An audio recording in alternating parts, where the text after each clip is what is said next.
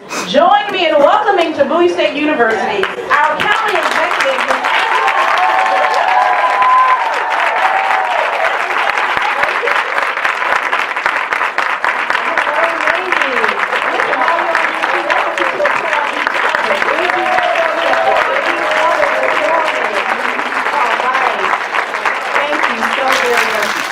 I am so thrilled to be here this morning with the ladies of Bowie State University.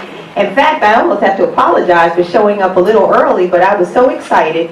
I actually do have a flight to catch this afternoon, but aside from that, I just couldn't wait to get here. To be surrounded by all of this power and all of the gifts that you possess, and so I'm really thrilled. I was so honored to have been invited here this morning, so I want to thank Dr. Bro so much for the invitation this morning. We are so excited about her and about her leadership. And so I want to thank her for being the visionary that she is. We didn't have Women's History Month presentations when I was in college. We really didn't. And so we have come quite a ways. And she said something that was so true. She said, you know, we didn't have as many women in leadership at that point. And so women in leadership, it certainly does matter.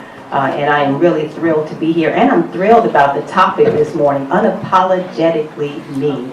The power of her story. I hope I've said that correctly, but I just love the theme of this morning because it is difficult, I think, for any of us to consider our own stories without remembering the sheroes who are throughout our stories. I think every one of us, even those who feature prominently, some of us have sheroes who were behind the scenes. But in every single story, there is a shero somewhere. This has certainly been the case for me. I would literally not be here, but for the women I have encountered along my journey. Some of them I was related to, some I just happened to come to know along the way, but there are sheroes throughout my story. So I'm honored to begin by just sharing at least 3 of them with you. The first is my great-grandmother, Maybelle James. She was a super bad woman, born she was born in 1897. She lived in a place called Seneca, South Carolina, with my mother and other family members. And on July 4th of 1956, while in Seneca, her husband was murdered. He was murdered by a sheriff's deputy, and he was left to die on the side of the road. And in fact, as you understand what South Carolina was like back in that day and time, there certainly would not have been any justice for her or for our family. And in fact, what the family was told is if you don't leave, we'll kill the whole family. And so she had to make a courageous decision. And by July 19th, literally of 1956, my family moved from Seneca, South Carolina to a place called Fairmont Heights, Maryland, right here in Prince George's County. And so Maybelle, a woman who I was very, very close to, who was just so wise in so many ways, and I get to spend a lot of time with her. And in fact, she lived until my first year in law school. And she imparted to me over that time so many pearls of wisdom. She was a quirky woman, kind of like me, and she was a really huge impact. She had a huge impact on my life and was a huge presence for me. Reminds me as well of another woman who didn't have a cape when we think about sheroes, but was certainly a woman of power, and it is my paternal grandmother, whose name was Sarah Daisy. And so she raised my father and his 2 siblings, and had her brother. And they lived in a 1-bedroom apartment on Benning Road here in Northeast Washington, for those who know that area. But what is remarkable about Sarah is that she really wanted to elevate her family. She was working cleaning hotel rooms. She was there as a maid in the local hotels, and she wanted to work in the federal government. This was her dream. And so she put on the refrigerator in that 1-bedroom apartment a piece of paper with a keyboard on it. And she was so brilliant that she taught herself to type on the refrigerator in her kitchen, went on to pass the civil servants test, and she retired from the Pentagon, working there as an administrative assistant. Her story is one that empowers me. And then finally, when I think about the women whose shoulders I have stood on, and as I've said again, there are women all around us, whether we know them or not, whose shoulders we stand on every single day, who created not only the example, but forged a path for us so that we could be here. And I think about my own mother, who I love so much. We are super close. And Parts of her are woven through my story as well. I was reflecting and I was sharing with some of my colleagues about my mother and how well I think she communicated with me as a child. I think she did a great job in spite. She was 21 years old when she was married, she and my dad. I call her a cougar because she was 21 and he was 19. I tell her she swept up this younger man. But she's a person who helps me, who has helped me to evolve. And I say the word evolve because we are the sum total of our experiences. I understand this more and more as I go along, how we are, all of us, evolving. Every day I'm still evolving. I just turned 48 and we're still evolving. But my mother is a person, when I think about my own evolution, who helped me in a very powerful way, and I wanted to share this story with you. I was looking back on some photos, and this was several years ago, and I looked at a photo of me. It was in the summertime. I was probably 6 or 7 years old, and I was standing at Hershey Park, amusement park in the summer, and my sister was standing next to me. She's 2 years older than me, so we really grew up together. And I'm pictured, I had on a turtleneck. It was like July. I had a turtleneck on. I had some shorts on, and I had knee socks, like covering my knees. And I'm standing, you know how little kids do that? I'm smiling really hard, and I look so happy in this photo. And next to me is my sister, who has on a tank top, shorts, and ruffled socks. And so you all know where this is going, right? And so I said to my mother, well, you know, what is going on in this photo? I'm accusing her, why did you put me on that turtleneck? And she said, girl, if only I could tell you. She said, this was just what you wanted. And she said, I came to understand that at some point I would just respect it. And she said to me that, she said, you came here and you have always known exactly what you wanted. And she said, you were this way your whole life. You came here and you knew exactly what you liked and didn't like, and there was nothing we could do about it. And she said on that day, she decided to honor me. And so you appear in your turtleneck, and your knee socks, and then she said, you know what, I decided to just keep going. With me. And I respect her so much as I've had an opportunity to look back on the way that she raised me, to respect me even at that age, and to understand the thing that each of us must understand. And that is that we are equipped early on in life with traits, with whatever we need for our journey. We all are destined for a different journey. And you will be equipped with whatever tools you need, personality traits, flaws, whatever it is to help you along that journey. And so she knew and respected very early on that where I was headed in my life and the plan that God had set aside for me would require some quirkiness. It also would mean I was a little stubborn. It meant likewise that when things got tough, I had to be able to trust my own instincts, to know exactly what I liked and didn't like, and what I believed. But it was important for her as a parent to see that in me early, and not to try to suppress it or to try to get it out of me, but instead to recognize, you know what, there is something there. And this is what she's been given. And let's go ahead and develop it in her, to give her the confidence around it, and to allow me to stand there smiling broadly in my turtleneck. And so I say to all of you that this is what we should remember, is that we were born with special gifts and special traits. When we talk about our own stories and being powerful, recognize that the power was given to us the first day that we got here. And the true challenge, I believe, of each of our lives, and I've found this even for myself, is to spend the time that it takes to come to know what that is. Yes. I think the beauty of it is that we don't have to wonder whether it's there or not, whether we were given something special. The point of the matter is that it is our job to discover the gift that we have been given, to discover the mission that we've been put on. And I say to you what I say to most women, and it is your job to make sure you do not leave this earth until you have shared it with the rest of us. It is your job to develop it, to find it, to make sure you do everything you can to protect what you've been given, and that you should not leave this earth, no matter what it takes, until you have given it back to the rest of us. Now, how will you discover it? I think knowing yourself. Again, making sure that you listen to yourself, that you trust yourself. And you know what, and I think you've probably seen it very early on. Those of you who were corrected. I'm sure, like my mother did not hesitate with correction, but drawing on a wall. We got some artists in here who I'm sure started showing that trait very early on to your family members, that there was something creative in you that could not be suppressed. I have one of those people in my household, my daughter, who is 13 now, and people told me when she turns 13, a whole different lady will show up at your doorstep. And I want you to know she's here now. When she's 13, I keep looking thinking, oh Lord, what happened to the other lady? You know, she walks down the hall sometimes and I think, was she looking at me like that?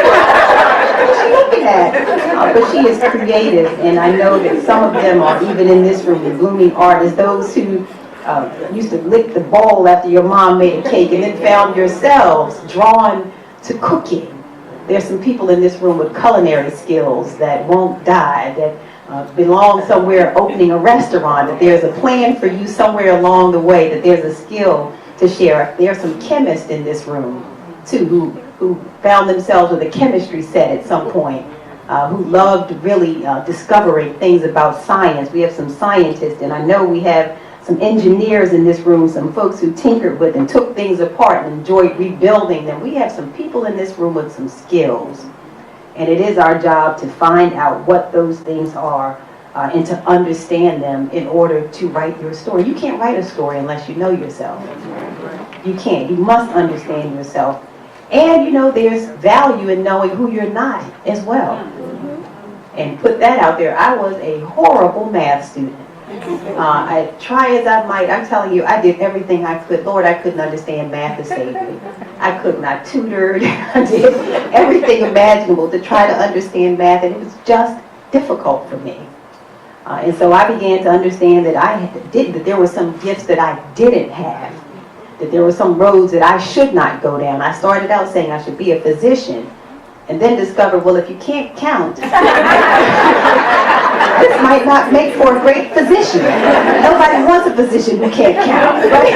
So think of something else. And so I decided I loved people and decided I wanted to fight for them, and thought going to law school would allow me to do this and would allow me, right, honestly, not to have to focus on math, right? But I discovered even as I was in law school, I was in a law firm.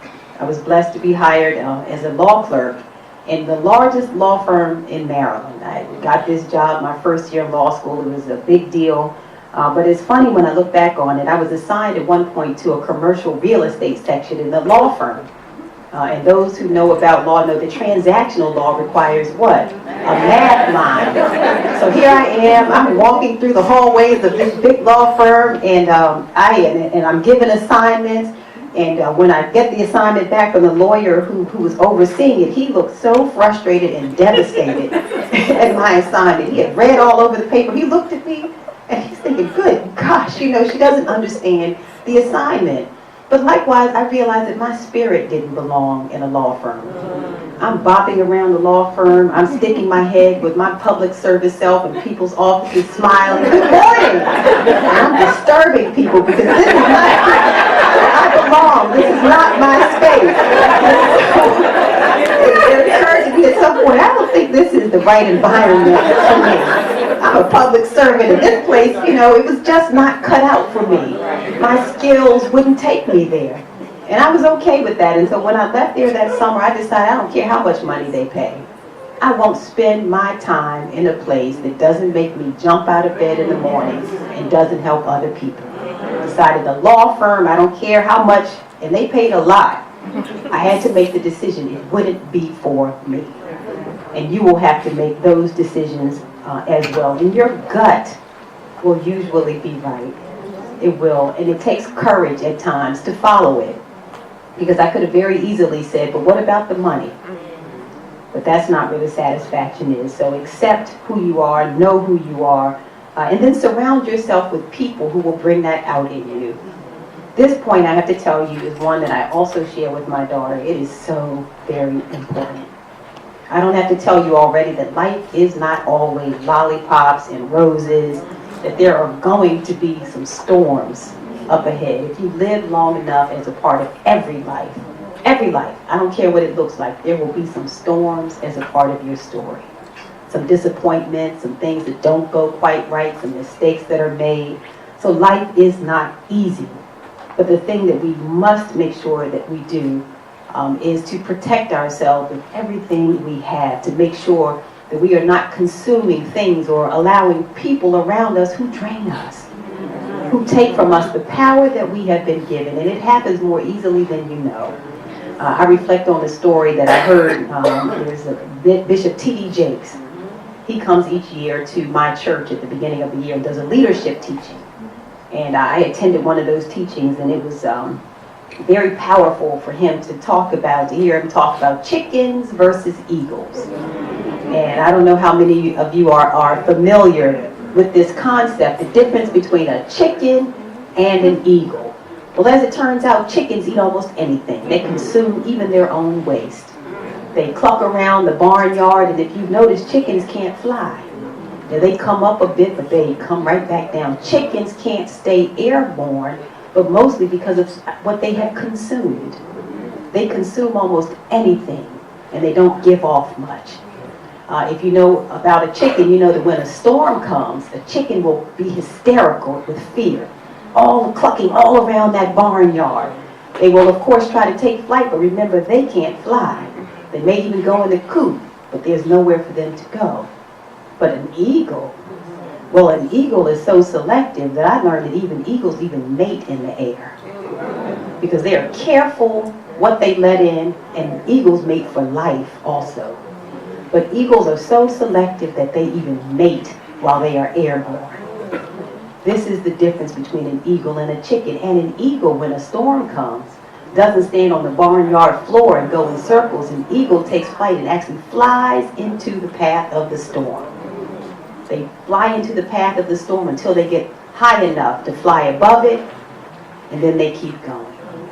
This is what we must know. It is so critically important. In order to write our stories, we're going to have to let go some stuff. Some unforgiveness. You know, everybody, again, is a part of their story. Will have some tribulation. But what you keep inside makes the difference. We have to let go some stuff and let go some people every now and then who are not there to develop us in the way that we need, who don't complement our journey. It is a critical truth that this must happen in order for us to take flight. It means we're going to have to block out not only some people, but we're going to have to really block out some of this overexposure that we get. Now, I didn't have a cell phone. Again, I'm telling my age. I did not have a cell phone when I was in college. There was no cell phone. There wasn't even the internet.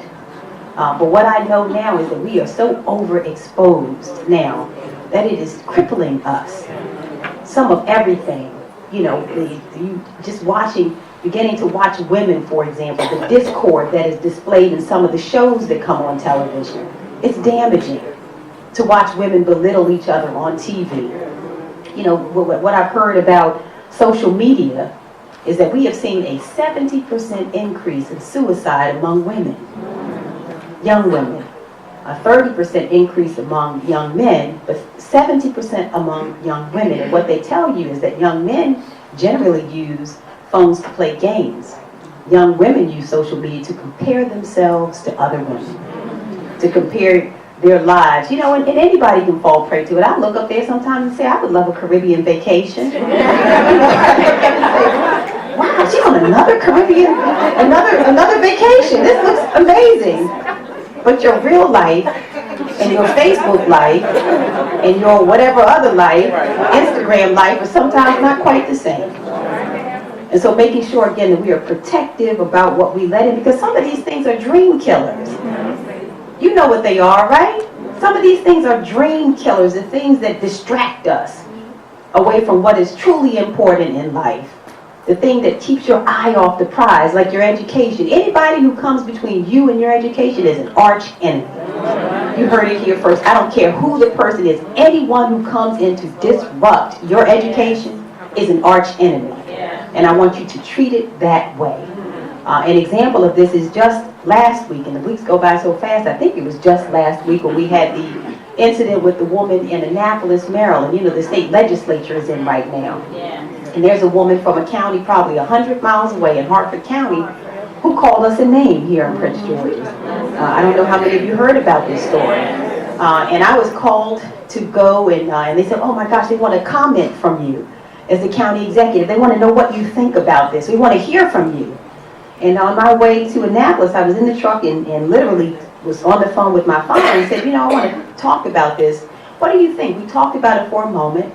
And when I hung up, he sent me a text message, which trips me out that he now learns to text. He had a text message, and the message, he had one line.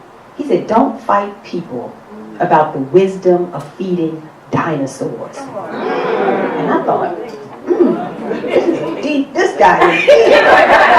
Do not fight people about the wisdom of feeding dinosaurs. And by the time I got to Annapolis, I had my mind right. And you know what it was? On the same day that the story appeared in the Washington Post about this negative term, there was also an article that said there is a $23 billion gap in education funding between minority and non-minority children. Now, there was outrage on the one hand, but no outrage about this equity gap. And so what I said in Annapolis this day is anyone who speaks, first of all, she's a dinosaur. And her views of us mean absolutely nothing to us. We already know who we are. So her opinion of us means nothing to us. We're very clear about who we are, but anyone who goes to work and speaks that ignorantly and who's uninformed should either resign or be fired. We understand that. You don't get to go to work and say ignorant and unenlightened things and not be fired. But the point of the matter is this, don't distract me. I'm in Annapolis because guess what? We have a $23 billion gap in education funding. And you know what the question was? And my staff said, oh, we can't believe you said that. I said, you know what? Don't distract me. I want to know, where is our money?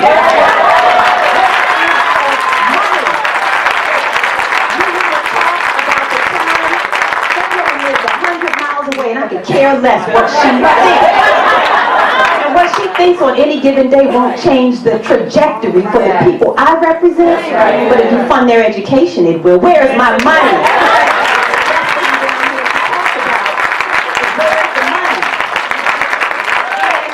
I believe you also have to have the same laser-like focus about your life and about the things that matter to you. And your education is chief among those things. And you let nothing or any person distract you away from your education. It truly is the great elixir, and it's the great equalizer in this country. I want you to understand that, and I know it very clearly. But that's an example of how we can become distracted, and we have to be laser focused on the things that we are to do. And so I say just a couple of things, because I know, again, they told me you were headed to lunch, right? And you said, Lord, don't invite her again. But I just wanted to make sure I left you a few things, and I'll leave you with this final thought. And it wraps up already the things that we had talked about this morning. I was encouraged to read in high school. My father came home and he gave me a book. And he said, go read this book, As a Man Thinketh, and by James Allen. And I certainly recommend that book to all of you. And again, I was in like 10th grade, and I thought, well, I don't know about this book or not, but I'll check it out. And essentially what it talks about is such an important thing to empowerment. It is that your thought life controls your whole life, is what it says. As a man thinketh, so he is.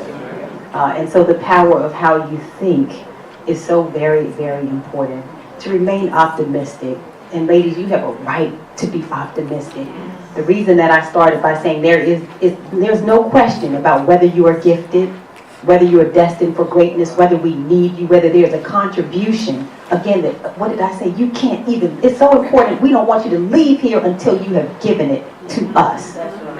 And so as long as you keep your thought life healthy, that you remain faithful and steadfast, I promise you that on the other side of this is always something so great.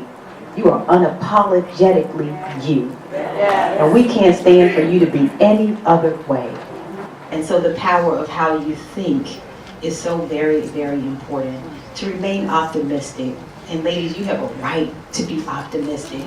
The reason that I started by saying there's no question about whether you are gifted, whether you are destined for greatness, whether we need you, whether there's a contribution. Again, what did I say? You can't even, it's so important. We don't want you to leave here until you have given it to us. And so as long as you keep your thought life healthy, that you remain faithful and steadfast, I promise you that on the other side of this is always something so great. You are unapologetically you. And we can't stand for you to be any other way.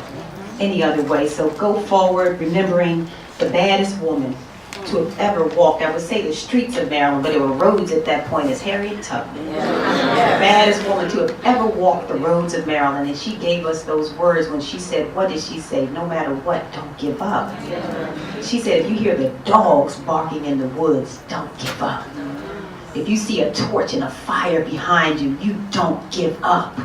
If you hear the voices yelling behind you as you go forward, don't give up. And she said, if you ever want to taste freedom, don't give up. And so I end by saying to you, no matter what it looks like, don't give up. We need you so desperately. We're waiting for you. We're waiting for you and all that you will contribute. And guess what? We're going to do it together. Together. So thank you so much again for having me today. I hope that you enjoy the rest of this wonderful, wonderful conference. I want to thank Dr. Bro and the rest of the organizers and staff today who have put together such an amazing conference. God bless all of you all, and have a wonderful day. Thank you.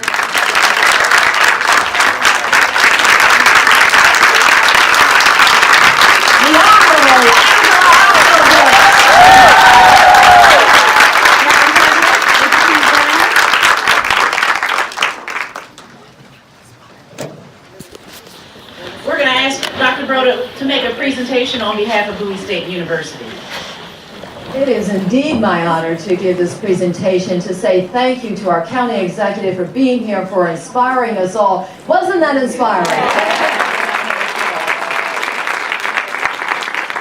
We are honored by your presence, and we stand behind you in your leadership. We wish you all the success, and thank you for everything that you are doing for education. We know that education is the pathway to upward mobility in our society, and we need to fight for that. We need to join our county executive and all of our politicians and elected officials, and let's make sure our children have the education they deserve.